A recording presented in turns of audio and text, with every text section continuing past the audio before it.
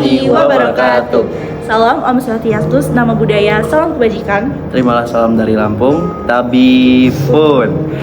Kami dari kelompok 5. Di sini kami akan menjelaskan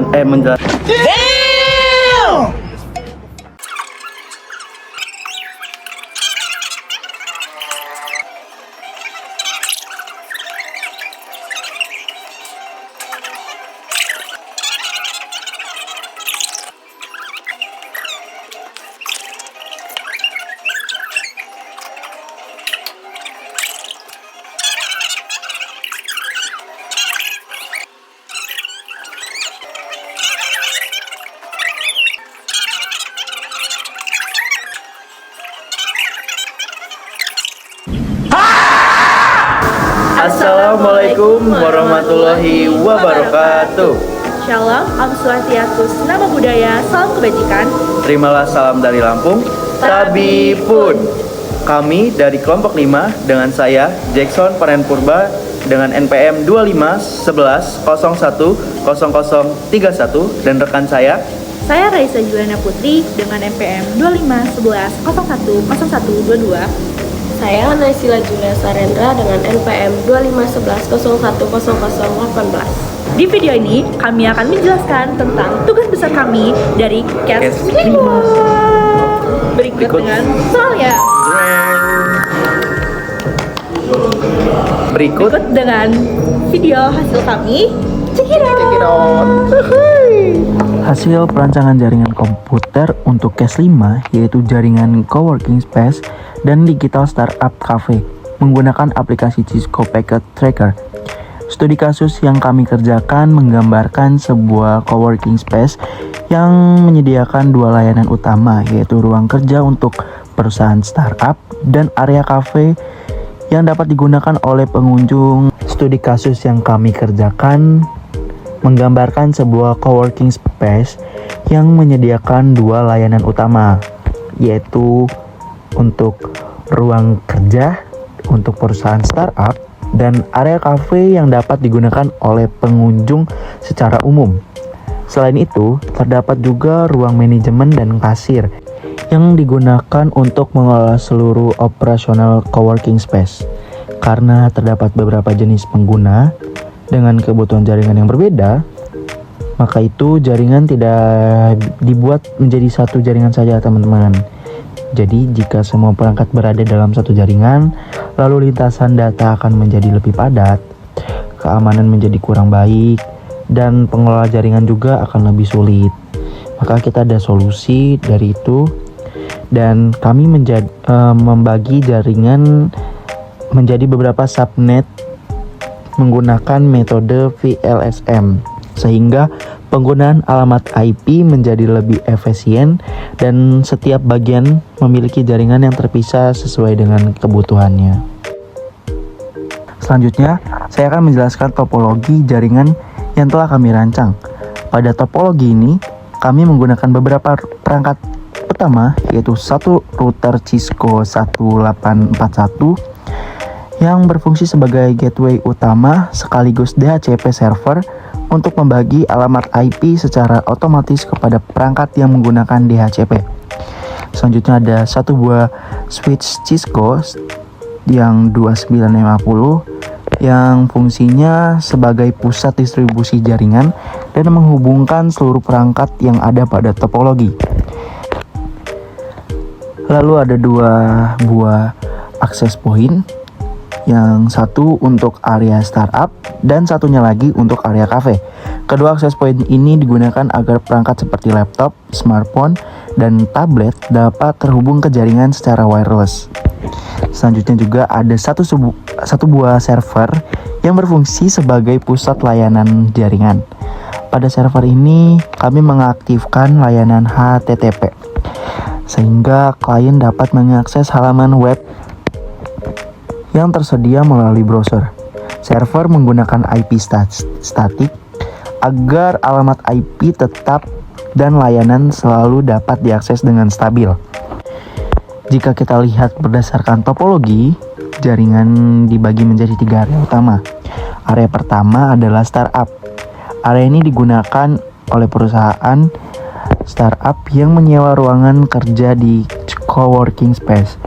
Perangkat pada area ini terhubung melalui access point dengan SSID startup yang menggunakan keamanan WPA2 PSK, sehingga hanya pengguna yang mengetahui password yang dapat mengakses jaringan. Seluruh perangkat di area startup memperoleh alamat IP secara otomatis melalui DHCP. Dan pada area kedua adalah manajemen dan kasir yang berada di bagian tengah. Area ini digunakan untuk kegiatan operasional seperti administrasi, pelayanan pelanggan, dan pencetakan dokumen seperti struk pembelian. Di area ini terdapat komputer manajemen, komputer kasir, laptop manajemen, serta printer.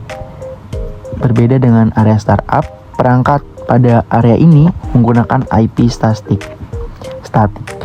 yaitu alamat IP yang dikonfigurasi secara manual agar tidak berubah-ubah.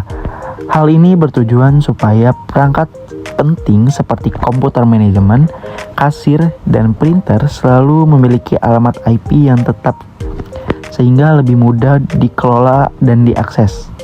Dan area ketiga adalah kafe yang berada di sebelah kanan, dan area ini digunakan oleh pengunjung umum. Di area ini terdapat berbagai perangkat seperti laptop, smartphone, dan tablet yang terhubung melalui access point dengan SSID cafe. Berbeda dengan startup, access point cafe menggunakan open network, sehingga pengguna dapat langsung terhubung tanpa memasukkan password. Selanjutnya, perangkat pada area cafe juga memperoleh alamat IP secara otomatis melalui DHCP. Selain ketiga area tersebut, terdapat server yang terhubung langsung ke switch. Server ini berfungsi sebagai pusat layanan jaringan dan menggunakan IP statik agar alamat IP tidak berubah dengan konfigurasi tersebut. Seluruh perangkat klien yang memiliki hak akses dapat mengakses layanan HTTP yang tersedia pada server dengan stabil. Jadi, secara keseluruhan router berfungsi sebagai gateway sekaligus DHCP server, switch menjadi pusat distribusi jaringan, access point menjadi akses wireless untuk area startup dan cafe, sedangkan server menyediakan layanan yang dapat diakses dengan klien. Dengan rancangan ini, jaringan jadi lebih terstruktur karena setiap area memiliki subnet masing-masing. Penggunaan alamat IP menjadi lebih efisien, keamanan jaringan lebih baik karena setiap bagian dipisahkan sesuai dengan kebutuhan, serta pengelolaan jaringan menjadi lebih mudah untuk dilakukan. Oke, demikian penjelasan mengenai skenario dan topologi jaringan yang kami buat. Selanjutnya, penjelasan mengenai proses subnetting untuk menggunakan metode VLSM akan disampaikan oleh Raisa. Nah, berikut adalah tabel VLSM yang kami gunakan karena kebutuhan host berbeda-beda. Kami menggunakan metode VLSM agar penggunaan IP lebih efisien. Subnet startup membutuhkan 62 host sehingga menggunakan verifix. Verifixnya itu 26. Subnet cafe membutuhkan 30 host sehingga menggunakan prefixnya 27, sedangkan subnetnya manajemen dan kasir membutuhkan 10 host sehingga menggunakan prefix 28. Pada access point cafe, kami menggunakan SSID cafe dengan mode open sehingga pengunjung dapat terhubung tanpa password.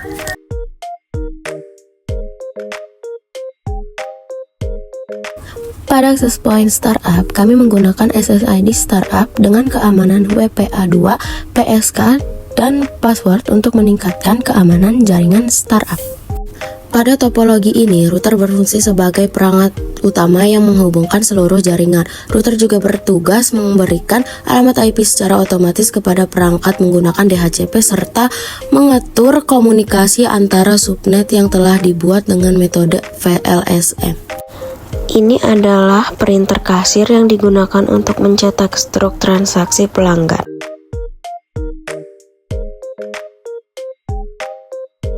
Selanjutnya dilakukan pengujian konektivitas dengan melakukan ping ke alamat IP printer. Jika muncul reply, berarti perangkat dan printer berhasil saling berkomunikasi melalui jaringan.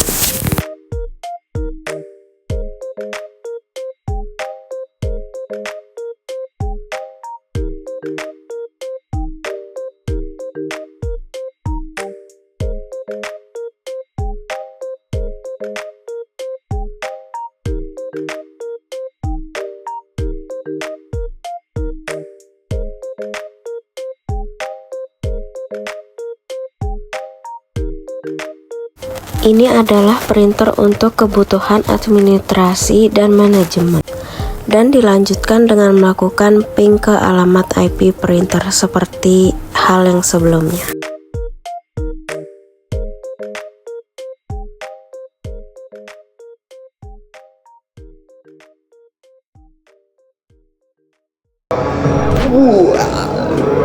Oke, sekian dari video kami. Kami minta maaf jika ada penjelasan yang kurang jelas. Kami akhiri. Wassalamualaikum warahmatullahi wabarakatuh.